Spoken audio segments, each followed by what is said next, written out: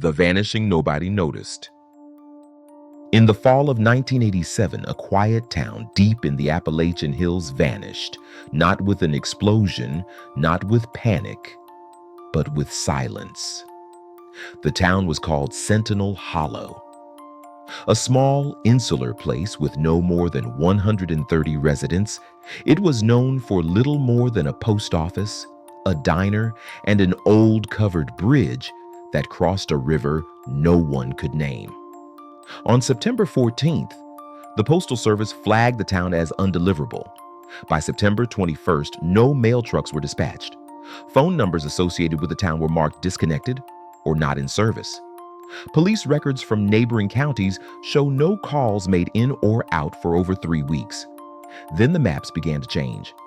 AAA maps printed before 1987 clearly mark Sentinel Hollow along State Route 22A, but post-87 editions omit it entirely. Not replaced, not renamed, just gone, as if it had never been there to begin with. When the state was contacted, officials claimed they had no records of any such town, but a few fragments still exist. A 1974 school yearbook with Sentinel Hollow High embossed on the cover, now in a private collector's archive. A funeral home registry with names that don't show up in any census. And one final lead, a set of audio tapes discovered inside an abandoned locker at a Greyhound station in Charleston, West Virginia. The Greyhound tapes.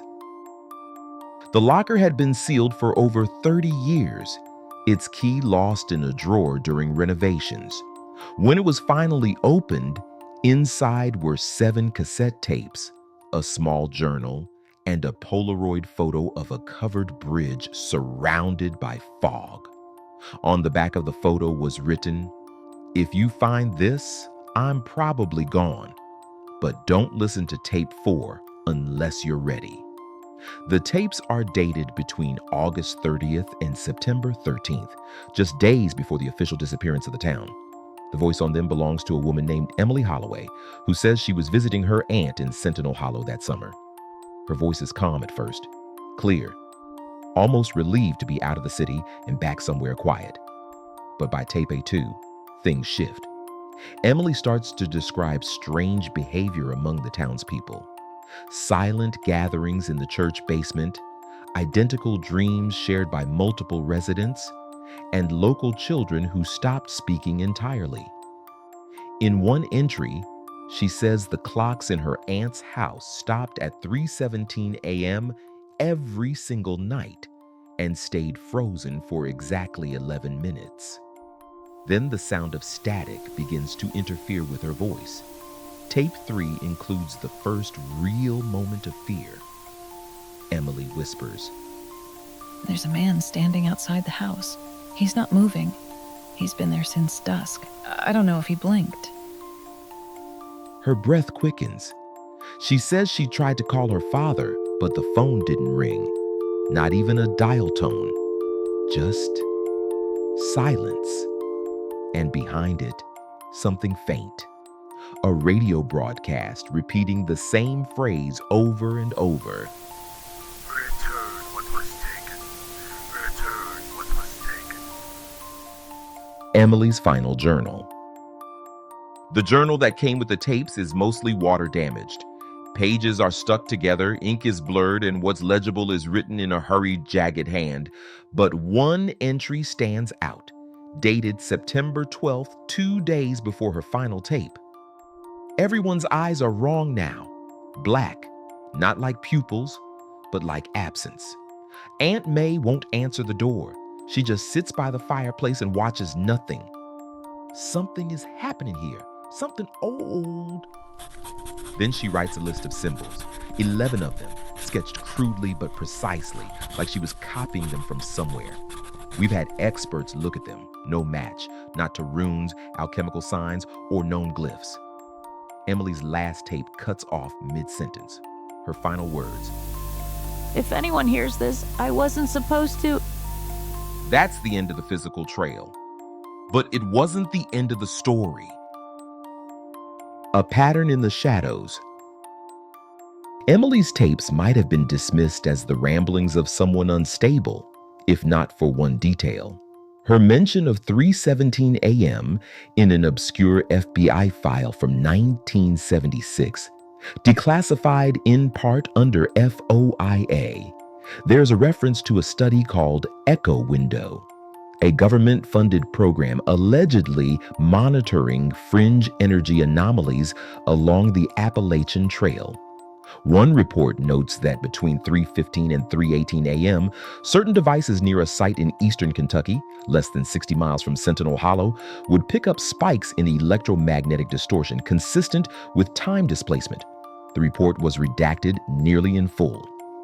The only legible line: Subject 8 experienced total memory loss after exposure to Echo Window Field 7 between 3 hours, 17 minutes and 5 seconds and 3 hours, 18 minutes and 13 seconds. Even more disturbing, a local newspaper article from 1952 in a neighboring town describes a power outage that left clocks frozen at 3:17. The same night, several residents reported seeing figures walking backward through the woods. The Sentinel region, it seems, has always been wrong. Places that should not exist. Here's where things get even stranger. After investigators posted findings on a Reddit thread, a user going by the name "You Sure Is Quiet Here" claimed to have lived near Sentinel Hollow. They reached out. The account was deleted less than 24 hours later, but not before investigators received a single message. It included a screenshot of a map, an old topographical layout of Logan County, West Virginia. At the bottom right corner, there's a faint circle. No town name, just a printed label. Sector C0, entry restricted. In the lower margins, a faint handwritten note, not listed for civilian reference, hollow sealed post-September 1987. Failed clearance. After attempting to verify the map, the publisher listed, Canebrake Cartography hasn't existed since 1990. Their building in Asheville was reportedly lost in a fire. But here's the kicker. Satellite imagery from 2005 through 2012 shows a clearing in the hills where Sentinel Hollow should be. But in 2013, the area becomes heavily pixelated in Google Earth, the type of pixelation typically reserved for military bases and nuclear sites. Why would they censor an empty forest? The broadcast returns. Not long ago, a ham radio enthusiast in Pennsylvania posted a low-resolution audio clip to an obscure paranormal forum. He claimed it came from AM frequency 1090, late at night, on a handmade receiver. The signal only played between 3:16 and 3:18 a.m. and repeated once every night. After it was cleaned up, it said, If you are hearing this, do not return. Sentinel Hollow is not a place. It is a wound, and wounds do not heal when reopened. The voice is mechanical, distorted, and then, unmistakably, the same 11 symbols Emily sketched in her journal appear on his radio display, rendered in broken ASC2 code. As of today, every trace of that forum thread has been removed. The user's account, deleted. IP address, no record. The domain itself has gone offline, just gone. Which brings us to the question no one wants to ask. Did Sentinel Hollow vanish, or was it erased? Theories that should not add up. What happened to Sentinel Hollow? Here are the leading theories, each more disturbing than the last. Theory 1. Government erasure. Many believe Sentinel Hollow was the site of a Cold War era human experimentation program, possibly linked to mind control or interdimensional access. The disappearance may have been a containment protocol after an experiment went wrong, Files tied to Project MK Ultra mention test groups placed in isolation in rural containment zones, but no towns are listed by name. Were these test groups entire towns? And what about Echo Window? What if it didn't just measure time distortion? What if it created it? Theory 2, spiritual contamination. Others believe the land itself was cursed. Settlers in the 1700s called the region God's Hollow, and early missionaries warned of black-eyed ghosts that walked in reverse and whispered in Latin. Native folklore describes the area as a place of thin air, where the spirit world presses too close. Some accounts suggest Sentinel Hollow sits atop an ancient burial site used for ritual banishment, not rest. Was the town doomed from the beginning? A wound in the world that could never fully close? Theory 3, temporal displacement. The most outrageous theory? That Sentinel Hollow is still there, just not in this timeline. What if the town shifted, fell out of sync with our dimension during the 317 window? The electromagnetic anomalies, the synchronized clock failures, the phrase "return what was taken," all suggest the possibility that the town crossed a threshold. And maybe, just maybe, some of those still inside are trying to come back. A new clue surfaces. Recently, investigators received an anonymous email. No subject, no text, just an attachment, a distorted video clip, 13 seconds long.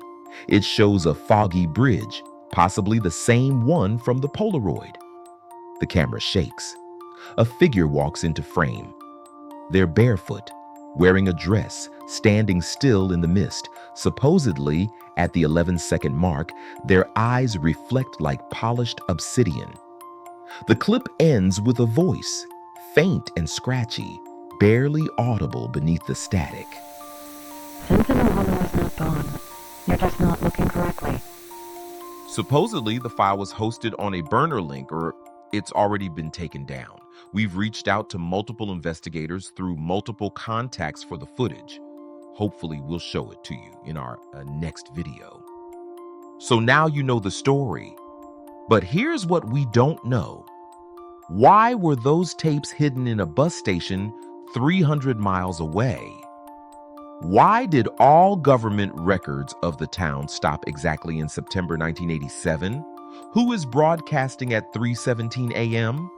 And most importantly, if Sentinel Hollow was erased, who erased it? Or worse, if it wasn't erased, what took its place? If you found the story as disturbing as we did, make sure to like, subscribe, and hit the bell so you never miss what's coming next, because the Hollow wasn't the only place to disappear. And now we want to know, what do you think really happened to the town of Sentinel Hollow? Was it erased? Or is it still out there waiting? Drop your theory in the comments. We'll be watching.